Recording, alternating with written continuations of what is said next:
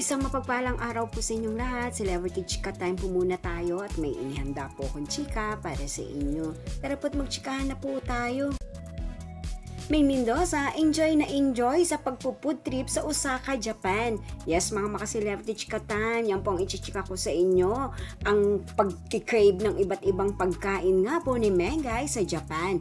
And of course, bago po tayo dumako riyan, ay nais ko po munang batiin mga team bahay, team abroad at mga seniors natin dyan. Shout out po sa inyong lahat at happy Monday po. Super nag-enjoy nga po si Maine sa Osaka, Japan na kung saan nga po ay kasakasama niya ang kanyang buong pamilya sa pamamasyal at pagre-relax. Yes po, tunay naman nga pong kakaibang adventure experience ang ginawa po ni Maine habang ito po ay nagbabakasyon sa Japan kasama ang kanyang pamilya, ang Mendoza family. Marami po silang mga experiences na ginawa habang nasa Japan at isa na nga po rito ang mga rides na kakaiba sa Japan and of course ang pag-aura ni Maine sa kanilang mga pamamasyal sa magandang lugar ng Japan.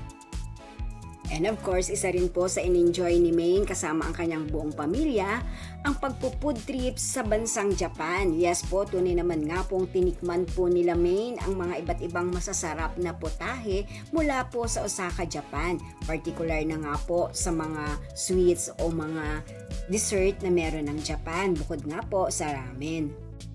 Well, ganoon naman po talaga kapag nasa ibang lugar o bansa po tayo, tunay naman nga pong ating tinitikman kung ano po ang mga masasarap na putahe o pagkain na meron sila.